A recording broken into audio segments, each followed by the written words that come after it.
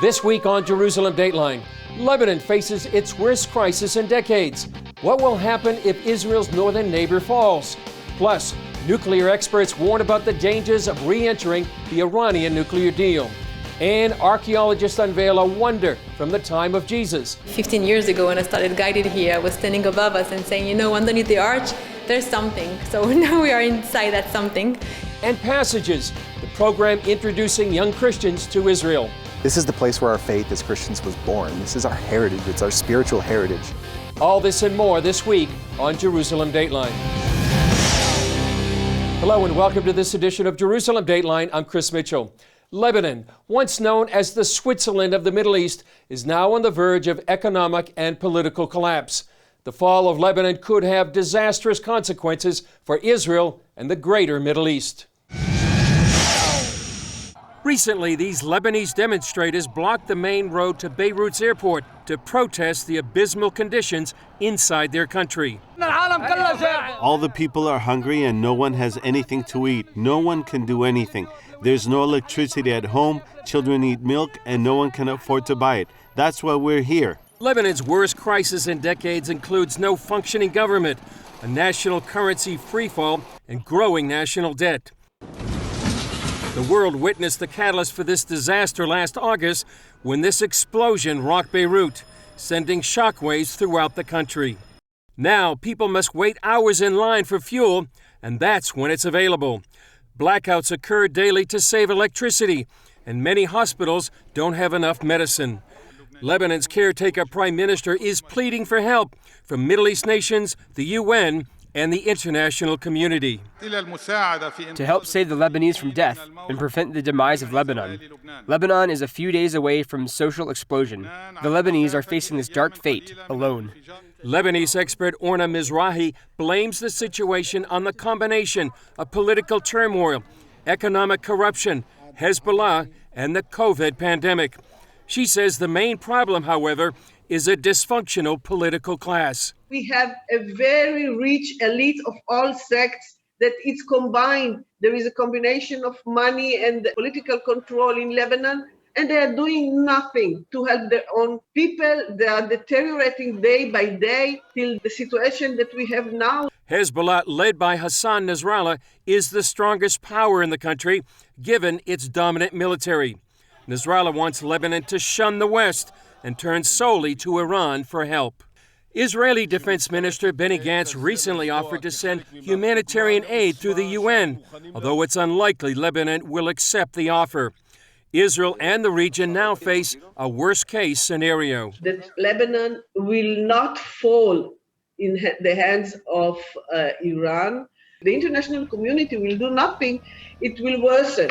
Mizrahi warns without help from the West, Lebanon could become like Syria, a state now under the influence of Iran. If Lebanon does fall to the Islamic Republic, it could change the complexion of the Middle East. And of course, if Iran got a nuclear weapon, it would change the world. Here in Jerusalem, a panel of nuclear experts warned about the resumption of the Iranian nuclear deal. The experts say despite the dangers, the U.S. and other nations seem to be in a hurry to renew that deal. These experts are part of the World Nuclear Forum, scientists who believe Iran is masquerading its nuclear program as a peaceful effort while maintaining a long-range plan to develop weapons. It's not just a country that wants to become a nuclear power. It's an extreme religious country with the ideology of the Islamic Revolution to establish a hegemony over the region and even global hegemony, and with the intention to annihilate Israel. They point out the original 2015 agreement focused on enriching uranium, but failed to address Iran's long-range ballistic missiles or warhead research, while flooding Iran with billions of dollars. Immediately after that money was released, you start seeing proliferation of terror organizations. It's Hezbollah, it's Hamas, it's the Houthi in Yemen. So you start seeing that immediately. It's clearly a cause and effect thing. These experts, including a Nobel Prize nominee, believe Iran may already have a nuclear weapon. How close do you think Iran is getting to a nuclear weapon? Very close. If not, they have it already. So all of the world, all the superpowers, all looking about the uranium. But uranium is only one slice of the pizza. I can find it hard to believe that a country that's such high-tech developed as Iran, working on it so many years, doesn't have at least one nuclear weapon, especially since they're connected to North Korea. One expert predicts Iran would likely negotiate to dilute its highly enriched uranium in pursuit of a new agreement. He believes that's solely to manipulate public opinion and would have no impact. It's not a problem for them within a few months to enrich to military grade and produce enough bombs to make it a threat against preemptive attack, which is exactly what the North Koreans did. While some may dismiss a nuclear Iran, these scientists agree that just one nuclear weapon used as an EMP, an electronic magnetic pulse, could destroy a country's power grid and way of life. Electricity, water, food, supermarket, hospitals. If you have a problem with the EMP, you have a real life problem, even in a great and big country like the United States. This expert and intelligence officer helped with the 1981 Israeli strike that destroyed Saddam Hussein's atomic reactor. The experts say any agreement needs teeth. You must have a ready-to-go, well-cooked military option. That's a must for the agreement. These experts hope their views will help shape public opinion and inform American and world opinion to re-examine a nuclear deal they believe could have devastating consequences. Well, with one hand on a Bible, Isaac Herzog became Israel's 11th president on July 7th. His father Chaim also served as Israel's president in the 1980s. In a speech at the Knesset, Herzog pledged to help heal the divisions in Israeli society and be the president of all Israelis. I pledge to help the government of Israel to defend Israel's righteousness in the world and its right to defend itself, to fight anti-Semitism and hatred of Israel, and to achieve the long-awaited peace with our neighbors, to stand by the side of the IDF soldiers and their commanders, both in the struggles in the international legal arena and in the fight against the strategic threats against Israel, including Iran's nuclear program. To our friends around the world, above all, our great friend, the United States, I say from here, the State of Israel stands firmly on your side on the international front in tackling the greatest and most complex challenges facing humanity. Herzog will serve a 7-year term, and he takes over from President Reuven Rivlin. Up next, archaeologists uncovered ancient rooms next to the Temple Mount from the time of Jesus. Israeli archaeologists have uncovered a second chamber in the underground tunnels near Jerusalem's Western Wall from Second Temple times. As CBN Middle East correspondent Julie Stahl tells us, the magnificent structures are part of a new route opening soon to the public that takes visitors back to ancient times. The discoveries are the highlight of a new route through the Western Wall tunnels that sheds light on Jewish life in Jerusalem during the time of Jesus. It's unbelievable to see this new excavation here. Maybe 15 years ago when I started guiding here, I was standing above us and saying, you know, underneath the arch, there's something. So now we are inside that something. Johanna Bisror from the Western Wall Heritage Foundation said the new route will open in a few months. VIPs were invited this day for a preview. We have a beautiful complex from the Second Temple period, maybe one of the most beautiful next to the Western Wall. You can see ritual bath, beautiful columns. The discovery began here more than 100 years ago when British archaeologist Charles Warren climbed through a hole into this room. Now archaeologists have uncovered 2 more chambers. And when we saw this room, which was the first thing to be revealed in the new excavations, we were excited because we realized what was not known then, that we are actually in the parallel room of the Hasmonean or Herodian Hall that was already known since Warren's time, since the 19th century. This is one big building. The discovery of these rooms, less than 100 feet from the Temple Mount, adds a new layer of understanding to Second Temple times 2,000 years ago. It was a building for the elite of the city, for the city councillors, for the rulers, a meeting place of them, a place where they could host their important guests just before climbing with them up to the Temple Mount. It's unlikely that Jesus would have been a guest here. If Jesus was a guest of the city councillors of Jerusalem at that time, he could. And the building was a place to host the elite, so who knows? I'm not so sure he was considered to be such an honor, but who knows? Who knows? Everything is possible. IAA excavation director Shlomit Wexler-Bedolach said the only other building decorated like this one in Jerusalem at the time was the Temple Mount itself. And there's more. An indoor fountain and reservoir connecting the two chambers. Here you see the capitals. They are still preserved. In the center of each capital, there is a hole. In this hole, there is a lead pipe that is inserted, where the water would come out. This is a fountain that was within a very magnificent building, so possibly they could control the flow of water. When there were guests and they wanted to impress them, they opened and the water would have flowed. When there was no guest, they closed. At some point, this room was repurposed as a huge mikveh or ritual bath, maybe the largest in Jerusalem.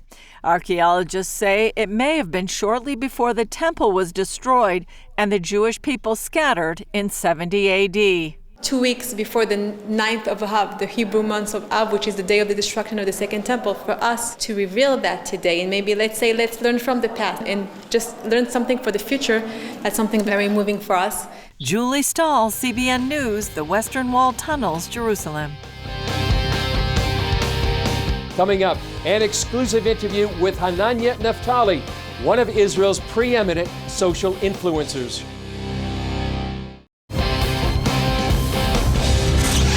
Hananya Naftali is one of Israel's most well-known social media advocates.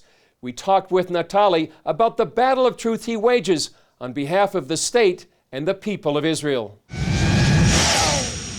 Hananya Naftali, great to be with you. And you're really so well-known on social media. You're a social media influencer. What's the main message you try to get across on all your platforms? Well, one thing that guides me is that Israel is not, of course, free of blemishes, but it's absurd that Israel is being treated like it is the world's biggest problem. And I served in the IDF, I fought Hamas in the Gaza Strip, and I saw how we were treating Palestinians. I saw how we were fighting there. We were given strict commands to preserve human life. And then you see on international media, international forums, that Israel is being bashed for things that we didn't do. So the one thing that motivated me is, to share the truth about Israel, to not apologize for defending Israel. We have nothing to apologize for. We are doing the right thing, and this is what the world needs to know. Yeah. So how do you respond to people when they accuse Israel of being an apartheid nation? My favorite response is to invite them to Israel. Come to Israel. See, right now we are in Jerusalem, the capital of Israel. You see here Jews, Christians, and Muslims alike living together. When it's evening, you hear the church bell. You hear the mosque calling for prayer. You see Jews going to pray at the Western Wall. So we coexist. And those that call Israel as an apartheid state, they know nothing about Israel. They are being misled by the international media, by things that they heard. I'm pretty sure that they have never been to Israel. So I invite them to come to Israel. Yeah. So you fought Hamas in one of the recent conflicts. And just in May, there was another 11-day war between Israel and Hamas. How would you describe the way Israel was portrayed in much of the media? Well, in the recent conflict, I was sitting in front of my computer combating these lies. And one thing that I really noticed is that people really don't know what Israel is. People have an idea of what Israel is like, what Israel is doing. And they like to cling to stereotypes, to things that they heard before. And we need to break down these lies that are misleading people. And Israel was being portrayed as an aggressor, as a country that commits crimes against humanity, committing crimes against children in Gaza, Palestinians. But let me tell you this, I'm an Israeli-born Jew. I served in the IDF, and I love Palestinians. Does the world think that we Israelis hate Palestinians? Does the world think that our IDF troops prefer to be on the border instead of being back home? Obviously not. So the world needs to understand that we are not committing crimes against humanity. One thing that a lot of people don't know, it's that when you join the IDF, the first thing that you are given is not a weapon. It is this small booklet that teaches you about the values of the IDF. It's called the IDF Code of Ethics. They teach you how to preserve human life, treat people with dignity, and only then you are taught how to defend the country. Would you say that you were there on the battlefield literally, and there was another battlefield just back in May? Would you say you're on another battlefield right now, the battlefield for truth and in media around the world? Exactly right. As I've said earlier, in 2014, I was inside the Gaza Strip fighting Hamas. In the recent conflict, I was fighting Hamas on social media and fighting these lies. And let me tell you this, the war may be over, but we still have an ongoing battle on social media, on the media, on every, you literally just need to open your phone and see what's going on. There's an ongoing battle. We need to share the truth as an Israeli. I am combating these lies because I have nowhere else to go. This is my homeland. So what would you encourage people on their own social media platforms to do in defense of Israel? Very easy. First of all, I do encourage you to pray for Israel. As a believer in God, I feel these prayers. I feel stronger, I feel encouraged. So I would say this is number one. Number two, join conversations. If you hear something about Israel, why be silent? Why be silent? And number three, share the truth. Share the truth. Take content. You don't need to have a camera and have script, write things down and talk to the camera. You just need to share the truth. Everybody has social media nowadays, and it could be used to do something good. Yeah, Hananya Naftali, great to be with you. Thank you very much. Up next, it's called Passages, and it introduces young college students to the land of the Bible and the people of Israel. This is the place where our faith as Christians was born. This is our heritage. It's our spiritual heritage. Now that Israel is trying to resume international tourism, it's seeing a number of groups ready to take advantage. As Julie Stahl shows us, that includes an American group that brings Christian university students to the Holy Land. Passages aims to help Christian students discover their roots and more. This is the place where our faith as Christians was born. This is our heritage. It's our spiritual heritage. Executive Director Scott Phillips was part of one of the first groups allowed back into the country following the COVID-19 shutdown. We believe it's really important for Christians today, young Christians, to make connections with Israel, with modern Israel, with the Jewish people. We've got so much in common. There's so many shared values. As Christians, our faith exists because of the Jewish people. Passages has brought more than 8,000 university students to Israel since 2015.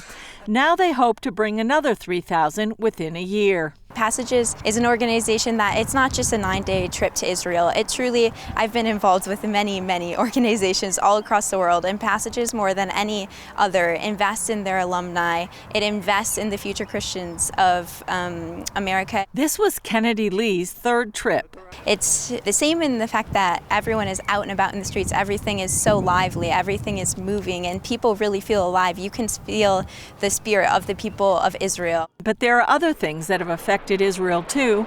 The recent 11-day war with Hamas, as well as rioting in mixed Jewish-Arab cities in Israel.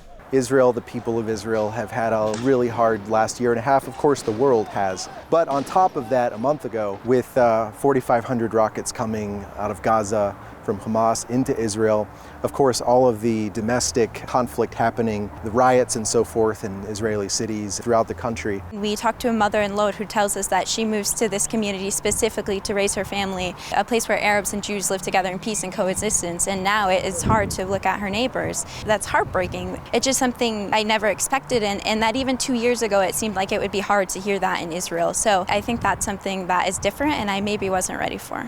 Lee said the Passages trips equip her to speak to people her own age. The younger generation doesn't speak in facts, and that's true, especially regarding this, a topic that has so many just feelings and emotions. So for me, going home and being able to kind of be an ambassador for the people that we have talked to during this trip and take their emotion, I've felt emotion, I've seen it in their eyes, in their demeanor, and in their words, and to be able to take that back to talk to my younger friends in America and just tell them, you know, I was there a few weeks after it happened. I actually know what is going on, and I'm so happy that Passages is here with students and that we can do that. Phillips said the Israelis are glad to see them too. We're just excited to be back, to be able to provide some kind of joy. It gives us joy to be with our friends in Israel, and so we hope that we can give some joy to others here. Julie Stahl, CBN News, Jerusalem.